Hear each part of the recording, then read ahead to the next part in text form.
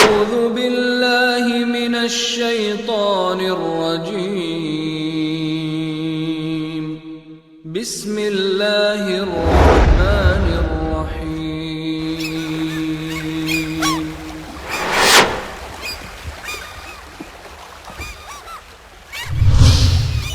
كنتم خير أمة أخرجت للناس تأمرون بالمعروف وتنهون عن المنكر وتؤمنون بالله.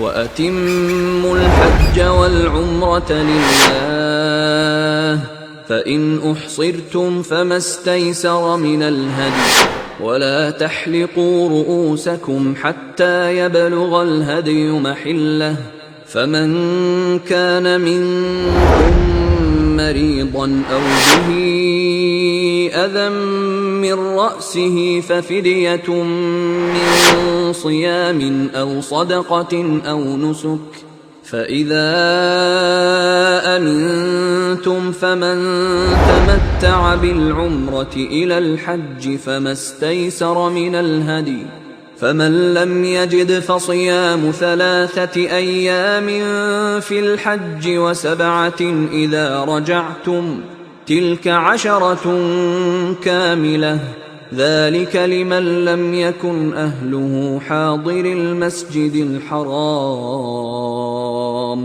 واتقوا الله واعلموا أن الله شديد العقاب.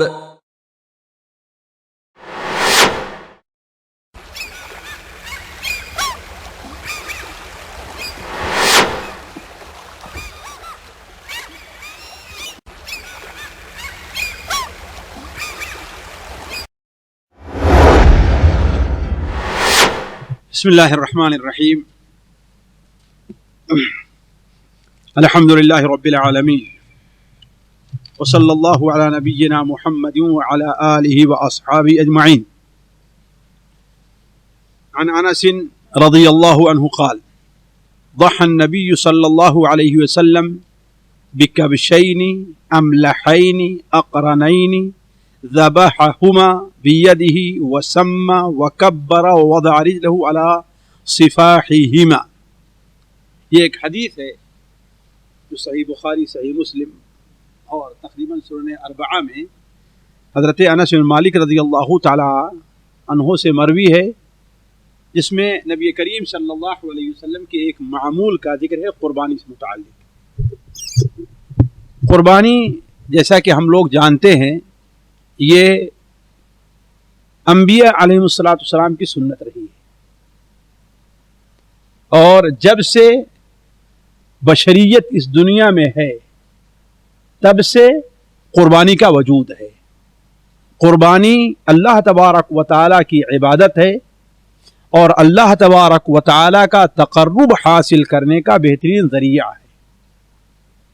اسی لیے جس طریقے سے نماز کسی کے لیے نہیں پڑھی جا سکتی، روزہ اللہ کے علاوہ کسی اور کی رضا کے لیے نہیں رکھا جا سکتا، اسی طریقے سے قربانی بھی کسی اور کے نام پر نہیں دی جا سکتی.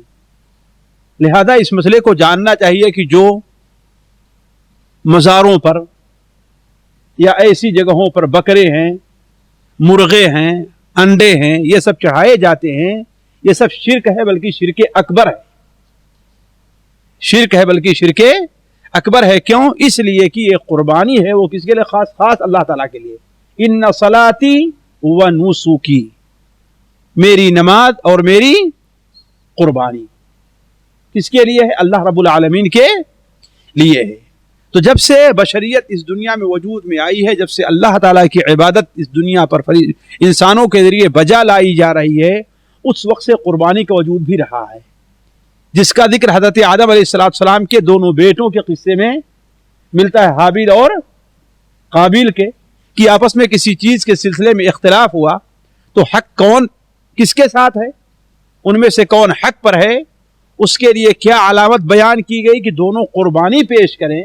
جس کی قربانی اللہ تعالیٰ کے نزدیک مقبول ہو جائے وہ حق پر ہے, اور جس کی قربانی اللہ کے نزدیک مقبول نہ ہو وہ حق پر نہیں ہے نا. تو دونوں نے اپنی اپنی قربانی پیش کی. اذ قربا قربانا فتقبل من احدهما ولم يتقبل من الاخر. جبکہ دونوں نے قربانی پیش کی تو ایک کی قربانی تو قبول کر لی گئی اور دوسرے کی قبول نہیں کی گئی. ایک نے قربانی کے طور پر کیا پیش کیا تھا؟ ایک میڈھا پیش کیا تھا, اور دوسرے نے قربانی کے طور پر کچھ گلے پیش کیے تھے. قربانی قرب سے بنا, جس کے معنی کیا ہوتا ہے؟ نزدیکی کے, ہے نا. گویا اللہ تعالیٰ کیا نزدیکی بننے کے لیے کوئی چیز پیش کی جائے. تو قربانی بڑی پرانی سنت رہی ہے. خود نبی کریم صلی اللہ علیہ وسلم 10 سال تک مدینہ منورہ میں رہے اور آپ قربانی کرتے رہے. 1 سال بھی, بلکہ اگر کبھی آپ صلی اللہ علیہ وسلم کو سفر میں بھی جانا رہتا تھا تو آپ صلی اللہ علیہ وسلم سفر میں بھی قربانی کیا کرتے تھے, سفر میں چھوڑتے نہیں تھے. بلکہ سنن ترمذی وغیرہ کی روایت میں ہے کہ ایک بار آپ صلی اللہ علیہ وسلم سفر پر گئے اور جانور کی بڑی کمی تھی, جانور کی بڑی کمی تھی, تو آپ صلی اللہ علیہ وسلم نے قربانی کیا. صحابہ کرام نے اس وقت ایک اونٹ کے اندر 10 آدمی شریک ہوئے. حالانکہ ویسے 7 آدمی ہے نا, گائے میں 7 آدمی, اونٹ میں 7, لیکن چونکہ کمی تھی, پریشانی تھی, لہذا ایک اونٹ میں کتنے شریک ہوئے. اس سے قربانی کا اندازہ لگتا ہے کہ آپ صلی اللہ علیہ وسلم نے کس قدر اہتمام فرمایا کہ سفر میں بھی, اور اگر اونٹ میں لوگوں کو تنگی ہو رہی تو 7 کے بجائے آپ نے 10 کی اجازت دے دی. لیکن یہ ہے کہ لوگ قربانی کریں. نبی کریم صلی اللہ علیہ وسلم کو جب اللہ تعالیٰ کی طرف سے کوثر جیسی نعمت نصیب ہوئی تو اس کے شکریہ کے طور پر آپ صلی اللہ علیہ وسلم کو اللہ تعالیٰ کا حکم تھا فَصَلِّ لِرَبِّكَ وَانْحَرْ, ہے نا. آپ اپنے اِنَّا أَعْطَيْنَاكَ الْكَوْثَرَ, ہم نے آپ کو کوثر عطا کیا ہے, لہذا صلی لربک, اپنے رب کے لیے نماز پڑھیے, وانحر, اور قربانی کیجیے, اور قربانی کیجیے. تو قربانی بڑا ہی نیک عمل ہے جس سے اللہ تبارک و تعالیٰ کا تقرب حاصل کیا جا سکتا ہے. اور یہ قربانی جو شریعت کے اندر ہے وہ کس وقت ہے؟ ذی الحجہ کی 10ویں تاریخ, اور اس کے بعد 3 دن تک یہ قربانی مشروع ہے. اور نبی کریم صلی اللہ علیہ وسلم مدینہ منورہ میں تھے تو 10 سال تک برابر آپ قربانی کرتے رہے. تو اسی سے متعلق حضرت انس بن مالک رضی اللہ عنہ کا بیان ہے, وہ بیان کرتے ہیں کہ رسول اللہ صلی اللہ علیہ وسلم نے 2 سینگوں والے چتکبرے میڈھوں کی قربانی کی. 2 سینگوں والے چتکبرا سمجھتے ہیں نا, کالا اور سفید ملا ہوا 2 ہے نا, یعنی ایک نہ کالا ہے اور نہ ہی بالکل سفید ہے, کالا اور سفید ملا ہوا ہے, اسی کو چتکبرا کہتے ہیں. چتکبرے میڈھوں کی قربانی کی. آپ نے انہیں اپنے ہاتھ سے ذبح کیا, آپ نے انہیں ہاتھ سے ذبح کیا. ذبح کرتے وقت بسم اللہ واللہ اکبر پڑھا اور اپنا پاؤں ان کی گردن پر رکھا. اس سلسلے میں دوسری حدیث ہم نے نقل کی ہے, جابر بن عبداللہ رضی اللہ تعالیٰ عنہما سے روایت ہے, سنن ابو داؤد اور سنن ترمذی وغیرہ, سنن ابن ماجہ میں, کہ آپ صلی اللہ علیہ وسلم سے متعلق حضرت جابر بن عبداللہ بیان فرماتے ہیں کہ نبی کریم صلی اللہ علیہ وسلم نے ایک بار 2 میڈھے ذبح کیے جو سینگوں والے تھے, خسی تھے اور چتکبرے تھے. 2 سینگوں والے تھے, خسی تھے. ہمارے ہاں بعض لوگ خسی کی قربانی سے کیا ہے پرہیز کرنا چاہتے ہیں, بات بالکل غلط ہے, کہتے ہیں کہ یہ عیب ہے. حالانکہ اگر عیب اس کے اندر پیدا کیا گیا ہے تو کس لیے؟ تاکہ وہ تندرست ہو اور صحت مند ہو, اس کا گوشت لذیذ ہو. اس لیے کہ خسی کیے ہوئے بکرے کا گوشت غیر خسی ہوئے کیے بکرے کے مقابلے میں کیا ہے؟ اچھا ہوتا ہے اور لذیذ ہوتا ہے, اور وہ تندرست بھی زیادہ ہوتا ہے. تو یہ اس میں ایک عیب ہے, عیب پیدا کیا گیا ہے. کیوں؟ اس کے اندر حسن اور اچھائی پیدا کرنے کے لیے, اسے عیب دار کرنے کے لیے نہیں. تو آپ صلی اللہ علیہ وسلم نے 2 میڈھے ذبح کیے جو سینگوں والے تھے, خسی اور چتکبرے تھے. جب انہیں آپ نے قبلہ رخ لٹایا تو یہ دعا پڑھی, انی وجہت وجہی للذی فطر السماوات والارض علی ملت ابراہیم حنیفا وما انا من المشرکین ان صلاتی ونسکی ومحياي ومماتي لله رب العالمين لا شريك له وبذلك أمرت وأنا أول المسلمين اللهم منك ولك عن محمد وأمته بسم اللہ اللہ اکبر. اسی طرح حضرت عائشہ رضی اللہ عنہ بیان فرماتی ہیں کہ اللہ کے رسول صلی اللہ علیہ وسلم نے حکم دیا کہ ایک میڈھا لایا جائے جو سینگوں والا تھا جس کے پیر کالے تھے، آنکھیں کالی تھی، سینہ اور پیٹ بھی کالا تھا. اس کا مطلب یہ چیز اور یہ دونوں کالے اور اوپر کیا تھا؟ سفید تھا. جس کے پیر دونوں کالے تھے، سینہ اور یہ نیچے کا حصہ یہ بھی کالا تھا اور اس کا سر بھی کالا تھا. چنانچہ وہ لایا گیا تو آپ نے اس کی قربانی کی. جب وہ لایا گیا تو آپ نے فرمایا عائشہ چھری ہے نا، لاؤ اسے پتھر پر تیز کرو. حضرت عائشہ رضی اللہ تعالی عنہا نے چھری تیز کر کے دی. آپ نے اس میڈھے کو پکڑا، اسے لٹایا اور ذبح کرتے ہوئے یہ دعا پڑھی بسمک اللہم، بسم اللہ اللہم تقبل من محمد وآل محمد ومن امتی محمد. یہ 3 حدیثیں ہم نے آپ کے سامنے بنیادی طور پر ایک حدیث لیکن اسی کے معنی سے ملتی جلتی 2 حدیثیں اور نقل کی ہیں جس سے قربانی سے متعلق ہمیں چند ہدایات ملتی ہیں. اسے ہر شخص کو جانے رکھنا چاہیے. پہلی ہدایت یہ ملتی ہے کہ قرآن اصل میں زندوں کی طرف سے مشروع ہے. اصل کس کی طرف سے ہے؟ زندوں کی طرف سے ہے. نبی کریم صلی اللہ علیہ وسلم و صحابہ کرام کا عمل یہی رہا ہے کہ اپنی طرف سے قربانی کرتے رہے ہیں. لہذا ہمارے ہاں بعض لوگوں کا یہ کرنا کہ ہاں بھائی اپنی طرف سے قربانی نہیں کریں گے لیکن کسی باپ کا، بیوی ہے اس کے شوہر کا یا کسی کا انتقال ہو گیا تو اس کی طرف سے قربانی کرتے ہیں. یہ جائز نہیں ہے. قربانی زندوں کی طرف سے مشروع ہے. البتہ یہ ہو سکتا ہے جو سنت ہمارے ہاں نہیں پائی جا رہی، یہ ہو سکتا ہے کہ آدمی ایک بکرا اپنے نام سے ذبح کرے اور کہے کہ اے اللہ تبارک و تعالی اسے میری طرف سے اور میرے والدین کی طرف سے قبول فرما، میری طرف سے، میرے اہل خانہ اور میرے والدین کی طرف سے قبول فرما. اللہ تعالیٰ کا فضل بڑا واسع ہے کہ ایک ہی بکرے میں سارے لوگوں کو اجر دے سکتا ہے.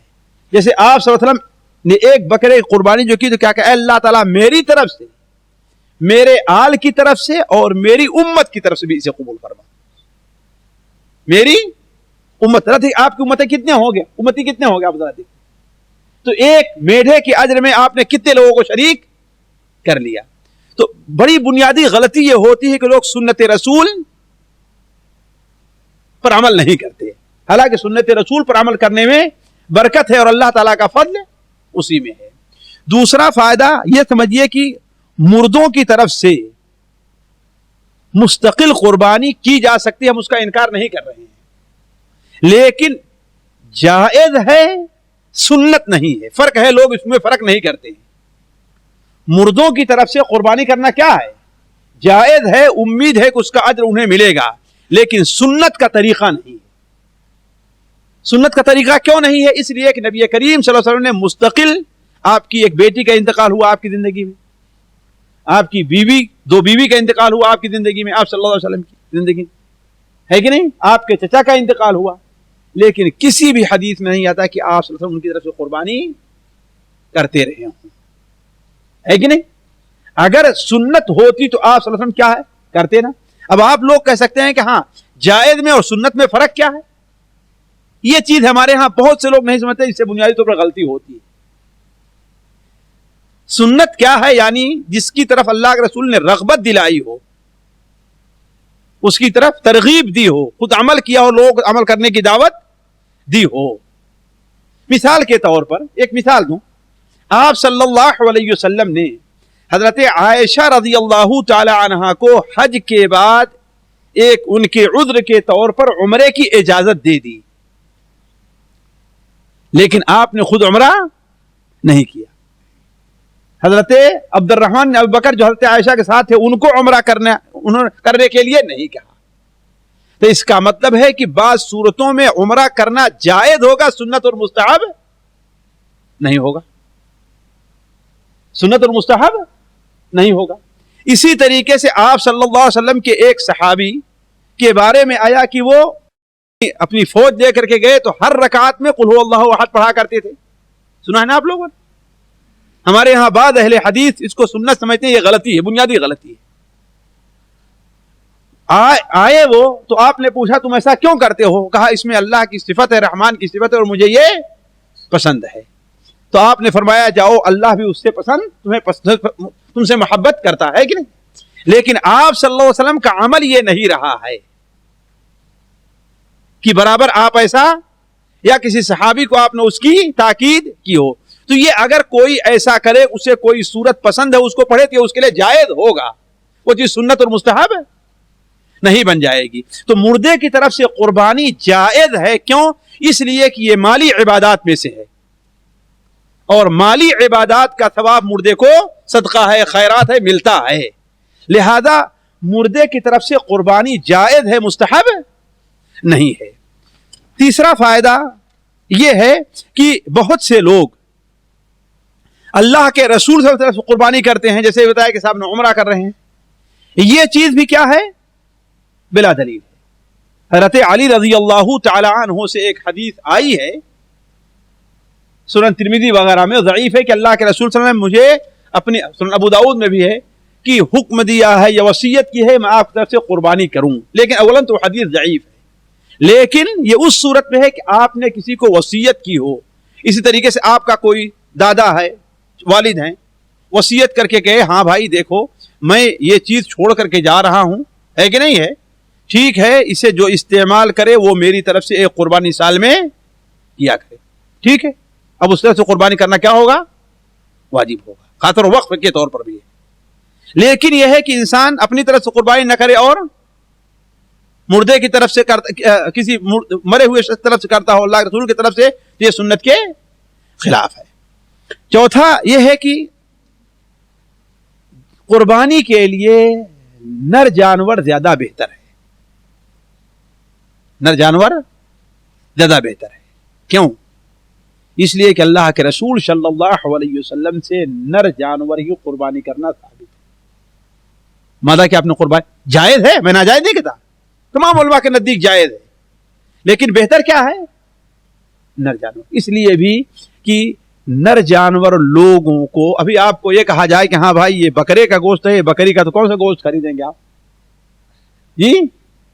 کہ بکری والا ہے نا. تو جب اپنے لیے جو چیز پسند ہے وہ اللہ کے لیے بھی پسند کرو. اپنے لیے بکرا پسند کرتے ہو تو اللہ کے لیے بکرا ذبح کرنا پسند کرو, البتہ بکری کرنا. اسی طریقے سے پانچواں فائدہ یہ ہے کہ انسان کو یہ چیز, ساتھیوں دیکھیے ہمارے ہاں بڑی غلطی ہوتی ہے. آپ عام طور پر دیکھ لیں, رحمت صاحب ہے 2 بکرے پالے شروع سال سے لے کر کے, ہے نا, کہ ایک بیچ دیں گے اور ایک کی قربانی کریں گے. تو صحیح بتائیے ہمارے ہاں جو رواج ہے بیچتے کس کو ہیں؟ جو اس میں اچھا رہتا ہے اس کو بیچ دیتے ہیں, اور جو 2 نمبر کہتا ہے اس کی قربانی کرتے ہیں. ایسے ہوتا ہے نا, عام طور پر ایسے ہوتا ہے کہ نہیں؟ جو دیہاتی ہے وہ یہ جانتا ہے, عام طور پر یہی ہے کہ جو اچھا قسم کا ہے اس میں قیمت ہے کہ نہیں. یہ بات بالکل غلط ہے. میں ناجائز نہیں کہتا, حرام نہیں کہتا, لیکن شرعی نقطۂ نظر سے یہ غیر معقول سی بات ہے. بلکہ آپ اللہ کے لیے کس جانور کو رکھیے جو زیادہ بہتر ہو, زیادہ اچھا. ذرا سوچیں, آپ دنیا کو آخرت پر فوقیت دے رہے ہیں, اللہ تعالیٰ کے اوپر آپ جو ہے اپنے مادی فائدے کو آپ فوقیت دے رہے ہیں. آپ نے شروع ہی سے متعین کر لیا ہے کہ ہاں بھائی یہ کس لیے رہے گا, یہ قربانی کریں گے اس کو اور ہم اس کو بیچیں گے. اب چاہے جیسے یہ اچھا بنے کوئی بات نہیں, ٹھیک ہے, لیکن دونوں کو برابر آپ نے پالا ہے اور نیت ہے کہ ایک کو بیچیں گے اور ایک کو, تو جس کی قیمت اچھی ملے گی اسے کیا کریں گے؟ بیچ دیتے. یہ بات غلط ہے. ذرا دیکھیں نبی کریم صلی اللہ علیہ وسلم آپ 2 میڈھے لیتے تھے, سینگ والے, خوبصورت, املحین. املحین کے معنی جہاں کبرا کیا ہوتا ہے وہی املحین کے معنی کیا خوبصورت کے بھی ہوتا ہے. ملیح عام طور پر عربی کا لفظ ہے, ملیح معنی کیا ہے؟ یعنی دیکھنے میں جاذب نظر. تو جو انسان جانور ذبح کرے کیا ہونا چاہیے؟ اسے خوبصورت اور جاذب نظر بھی ہونا چاہیے. اور ایک چیز اور ہے, ہمارے یہاں عام طور پر بقرعید کے موقع پر دیہات میں جلدی کوئی ذبح کرنے والا نہیں ملتا ہے. مولوی صاحب مشغول ہیں, ہے کہ نہیں؟ محلے میں کیا ہے, مولوی صاحب مشغول ہیں, ان کے یہاں کر رہے ہیں, ان کے یہاں جس سے دوستی ہے اس کے یہاں پہلے چلے جاتے ہیں, ہے کہ نہیں؟ ایسا کیوں ہوتا ہے؟ اللہ کے بندے, سنت یہ ہے کہ اپنے ہاتھ سے ذبح کرو. کوئی پڑھنا بہت بڑی چیز پڑھنی ہے, بسم اللہ اللہ اکبر آتا ہے کہ نہیں آتا ہے تم کو؟ ابو یعقوب, کوئی ہوگا جیسے بسم اللہ اللہ اکبر نہیں آتا ہوگا جی؟ بسم اللہ اللہ اکبر واجب صرف بسم اللہ ہے بس. بسم اللہ اللہ اکبر کہہ کے ذبح کرو. کل کہو گے ہاں بھائی جیسے آج ہوتا ہے استخارہ بھی دوسرے سے کرواتے ہیں, ہاں مولوی صاحب دعا کیجئے گا, سارا کام اب دوسروں پر چھوڑ دیا ہے. بھائی دعا تم خود کرو, استخارہ تم خود کرو, اپنی قربانی خود کرو, تم اپنے ہاتھ سے ذبح کرو. کسی کو خون دیکھ کر کے ڈر کیوں لگتا ہے؟ بزدل آدمی بن گیا آدمی, ہے نا؟ تو یہ ہونا چاہیے. اللہ کے رسول اپنے ہاتھ سے ذبح کیا کرتے تھے. بلکہ بخاری شریف میں ہے کہ ابو موسیٰ اشعری اپنی بیٹیوں سے کہتے آؤ تم ذبح کرو, اپنے آؤ تم لوگ خود ذبح کرو. تو عرض کرنے کا سنت طریقہ یہ ہے کہ انسان کیا کرے, اپنے ہاتھ سے ذبح کرے, ہے کہ نہیں؟ بسم اللہ اللہ اکبر کہہ کر کے ذبح کرتے وقت اللہ کا نام لینا ضروری ہے, بالکل اتنا ضروری ہے کہ بعض علماء کہتے ہیں اگر بھول گیا تو وہ ذبیحہ حرام ہو گیا, کھانا جائز ہے ہی نہیں اس کو. اس لیے ہر جانور پر کیا اللہ کا نام لیا جائے, نہیں کہ بسم اللہ کہا اور لوگوں سے باتیں کرنے لگا پھر جانور کو ذبح کیا, یہ نہیں. بسم اللہ اللہ اکبر. اس طریقے سے دو ایک فائدے ہم نے اس میں یہ بھی رکھا ہے کہ عام طور پر ہمارے یہاں ایک چیز چلی ہوئی ہے اور عام طور پر کثرت سے اب سوالات آنے شروع ہو گئے ہیں, یہ 2-3 دن میں 3-4 سوال آئے ہوئیں گے کہ ہمارے 2 بچوں کا عقیقہ نہیں ہوا ہے ابھی, ہے کہ نہیں؟ فلاں صاحب کا عقیقہ نہیں ہوا ہے, اس کو رکھے رہتے ہیں قربانی کے لیے یا تو شادی کے موقع پر, اس 2 موقع پر. یہ بالکل غلط ہے ساتھی. عقیقہ ایک مستقل عبادت ہے, قربانی ایک مستقل عبادت ہے, دونوں کا ایک دوسرے سے ملایا نہ جائے. اور بعض لوگ تصور کرتے ہیں جس کا عقیقہ نہیں اس کی قربانی ہی نہیں ہوتی ہے, جس کا عقیقہ نہیں اس کی قربانی نہیں ہوتی. عقیقہ الگ چیز ہے. عقیقہ والد کی ذمہ داری تھی, انہوں نے نہیں کیا, آپ پر عقیقہ کرنے کی ذمہ داری نہیں. اپنی طرف سے کر لیجیے الگ بات ہے, لیکن آپ پر ذمہ داری نہیں. آپ پر آپ کے زیر تربیت جو بچے ہیں ان کی ذمہ داری ہے نا, جن بچوں کی پیدائش ہو رہی ہے.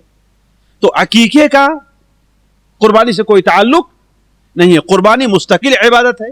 اور یہ کوئی نہ سمجھے کہ ہاں بھائی ایک گائے لے رہے ہیں, ایک قربانی کر لیں گے اور 3 بیٹے ہیں ان کا عقیقہ ہو جائے گا. تو اصل تو یہ ہے ساتھیوں کہ عقیقہ میں شرکت ہے ہی نہیں. عقیقہ میں چاہے اونٹ ذبح کیجئے, ایک بچے کی طرح سے 2 اونٹ ذبح کرنا ہوگا, چاہے گائے ذبح کیجئے 2 گائے ذبح کرنی ہوگی. قربانی کے طریقے سے یہ نہیں ہے کہ اس میں حصہ لے لیا جائے. یہ چند مسائل تھے قربانی سے متعلق جو وقت مناسبت سے آپ کے سامنے رکھے گئے. اللہ تعالیٰ سے دعا ہے کہ اللہ تبارک تعالیٰ ہمیں اور آپ کو اور ہر شخص کو دین کی سمجھ کی توفیق عطا فرمائے. اللہ تبارک تعالیٰ ہم میں سے ہر شخص کو, ہر مسلمان کو دین کے متعلق عمل کرنے کی توفیق دے. سبحانک اللہم و بحمدک اشہد ان لا الہ الا انت استغفرک و اتوب الیک.